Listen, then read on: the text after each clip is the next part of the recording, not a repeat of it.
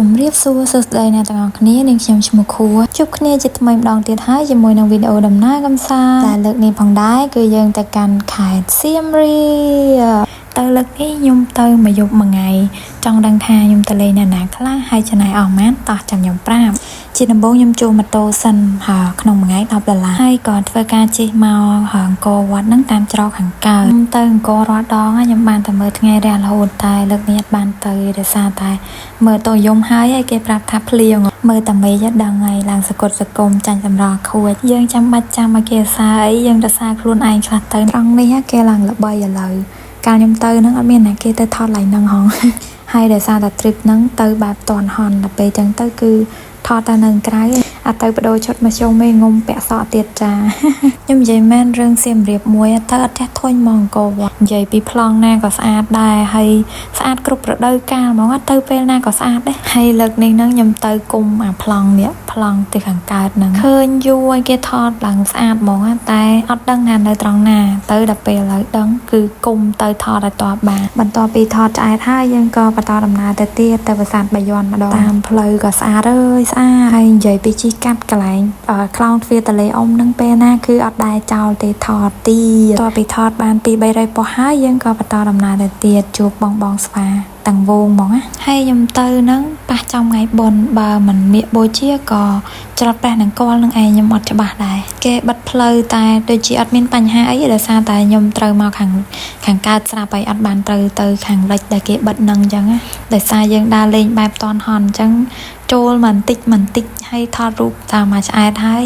ទៅមុខរហូតអញ្ចឹងណាហើយខ្ញុំមកម្នាក់ឯងផងដល់ពេលអញ្ចឹងយើងអត់ចាំបាច់ត្រូវដដើមគ្នាថតមួយអ្នកផ្សេងយើងថតតែឯងអីតែឯងពេញចិត្តហើយយើងទៅបន្តទៅមុខទៀតបដូរឈុតបដូរអីថតទៀតអញ្ចឹងហ្មងណាត្បិតតែទៅម្នាក់ឯងមែនមិនតែថតរូបផងវីដេអូផងនិយាយពីចង់គាំងទូរស័ព្ទប្រាសាទបាពួននេះវានៅជាប់នឹងប្រាសាទបាយ័នហ្មងខ្ញុំមកលើកណាក៏ចូលឡើងនឹងដូចគ្នានេះបើសិនជាមកពេលថ្ងៃលិចអូយកាន់តែស្អាតទៀតដើរថតអង្គុយថតកាច់ឆ្វេងកាច់ស្ដាំដើរទៅដើរមកយើងតែឯងយើងកុំខ្វល់ថតនៅបាពួនអស់ចិត្តយើងក៏បន្តដំណើរដើម្បីទៅខាងខ្លោងទ្វារទៅខាងលិចតាមផ្លូវទៅហ្នឹងយើងក៏ឃើញមានប្រាសាទជាច្រើនដែលខ្ញុំក៏អត់ដឹងដែរថាប្រាសាទអ្វីតអ្វីគ្រាន់តែឃើញថាវាស្អាតទៅក៏ថតទុកទៅបរិយាកាសក៏ល្អទេសភាពក៏ស្អាតអូយគឺថាក្តីសុខខ្លាំងមែនតើមកដល់ហើយច្រកទ្វារខាងលិចកន្លែងដែលគេកំពុងល្បីគេថតពីកន្លែងចំហៀងស្អាតណាស់នេះភាសាខ្ញុំថតខុសប្លង់វារៀងបច្រាស់ពលឺគេមានគេថតខាងនោះមុនជិលចាំដើរប្រាសាទហត់ហើយឃ្លានបាយក៏មកទិញកាហ្វេផឹកអត់ដឹងថាមានតែគេដូចខ្ញុំអត់ទេពេលដើរលេងអញ្ចឹងគឺកាហ្វេគឺជាជីវិតខ្ញុំអត់ហូបបាយបានតែខ្ញុំអត់អាចផឹកកាហ្វេអត់ផឹកកាហ្វេបានទេគឺត្រូវតែមួយថ្ងៃយ៉ាងហោចណាស់2 ទៅ 3 កែវបានហើយហាងកាហ្វេឥឡូវស្អាតណាគេមិនទៅមិនកើតទៅថតរូបក៏បានទៅកាហ្វេក៏ឆ្ងាញ់ទៀតផឹកកាហ្វេហើយមានកម្លាំងទៅប្រាសាទបន្តទៀតមិនដឹងថាខ្ញុំចាប់ទីតាំងខុសឬមួយក៏ Google វាធ្វើស៊ីឯងពេលហ្នឹងវាឲ្យខ្ញុំចូលទៅប្រាសាទបន្ទាយក្តីខ្ញុំដើរតាំងពីបន្ទាយក្តីមកតែព្រំហើយឡើងម្នាក់ឯងឲ្យគត់ក្នុងប្រាសាទបន្ទាយក្តីហ្នឹងហើយអាពេលដែលចេញពីប្រាសាទបន្ទាយក្តីហ្នឹងវាមានខ្លោងទ្វារហ្នឹងមានអ្នកមើលថែប្រាសាទសួរគាត់ថាបងទៅប្រាសាទតាព្រំឆ្ងាយអត់ពីហ្នឹងគាត់ថានេះតែមិនតិចទេផ្លេចនឹកឃើញថាអ្នកសៀមរាបគឺគេចូលចិត្តនិយាយថាត្រង់នេះទេផ្លេចនឹកឃើញហ្មងខាងនៅខ្មែរយូរទៅផ្លេចពីប្រពៃណីរបស់ខ្មែរយើងចូលចិត្តលក្ខណៈថាចិត្តសម្រាប់គាត់តែឆ្ងាយសម្រាប់យើងផ្លេចនឹកឃើញឲ្យឈឹងហ្មងថាបើគាត់និយាយបែបហ្នឹងគឺមានន័យថាមុំឆ្ងាយមុំដែរអញ្ចឹងដោយសារខ្ញុំពីមុនក៏ជាមនុស្សបែបហ្នឹងដែរចេញពីប្រាសាទមកខ្ញុំដើរលេងមុខហើយខ្ញុំសុំជិះតុកឲ្យចា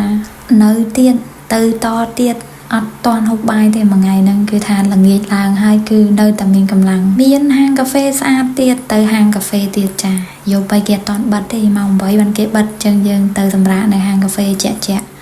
គួយលេងហើយនិយាយពីហាងគេស្អាតស្អាតប្លង់ណាក៏ស្អាតដែរឡើងអែមហ្មងប៉ុន្តែកន្លែងនេះអត់បានថតទេដោយសារតែវាមកដល់ខ្ញុំវាដល់ល្ងាចហើយយើងវារៀងល្ងឹត បលើអត់សូវបានប៉ុន្តែកុំបារម្ភនៅក្នុងហាងក៏ប្លង់ស្អាតច្រើនដែរចឹងយើងដាក់មច្ឆៈមួយកែវហើយយើងក៏ចាប់ផ្ដើមធ្វើការ acting បន្តទៀតហើយចាថតរូបងាប់ចោលចាអត់អីអត់ចោះឲ្យតែបានថតរូបតែភាគច្រើនមានតែអត់បាយហ្នឹងឯងយើងនិយាយថាបានឲ្យតែបានថតរូបអត់បាយក៏អត់អីដែរពណ៌ពេលរាត្រីក៏មិនណយដែរគឺថាអូយរំជើរំជួលចង់កត្រាក់ធ្លាប់តែរាល់ដងទៅសៀមរាបសឹងរត់តែពេលខានទៅយូរទៅប្លែកភ្នែកមែនតែនហ្មងគេមានស្អីតអីច្រើនយ៉ាងមែនតែននឹកអនុស្សាវរីយ៍ធ្លាប់ជាអាឡានក្លឹបនេះទៀតអូយអែមដើរចុះដើរឡើងអត់រកបាយហូបទៀតណាខ្ញុំដើរតែថតនឹងឯងឆ្អែតថ្ងៃនឹងមានកម្មវិធីក៏ធ្វើការទៅវត្តឃើញគេប្រាប់ថាគេមានដុតទៀនដុតអីចឹងក៏មកលេងវត្តមកមើលគេទៅថានៅវត្តគេធ្វើអីមើលទៅតំណងដែរឃើញមនុស្សច្រើនយើងកុំចិត្តបាបពេកចូលតែទៀមស្រាចូលតែក្លឹបនេះនិយាយអត់តន់ផុតពីមាត់ផងចូលផាប់មែនមានបានផឹកណាគ្រាន់តែចូលមកមើលតាអូយអំភើបញាប់ញ័រសប្បាយខ្លាំងមែនតើហ្មងនិយាយរួមទៅគឺម្នាក់ឯងក៏ enjoy ដែរជីវិតអើយជីវិតដែលចង់ទៅណាទៅនឹងបានក្តីសុខខ្លាំងហើយនេះជាកន្លែងដែលខ្ញុំ recommend មកសម្រាប់អ្នកដែលចូលចិត្តដើរលេងម្នាក់ឯងគឺថា hostel តម្លៃថោកមានអាងហែលទឹកទៀតចាហើយជាក់ស្ដែងទៅគឺខ្ញុំរកកន្លែងដែលមានអាងហែលទឹកបែបហ្នឹងឯងអាងខ្ញុំបានហែលទឹកខ្ញុំចូលចិត្តហែលទឹកចាអរគុណដែលបានតាមដានទស្សនារហូតដល់ចប់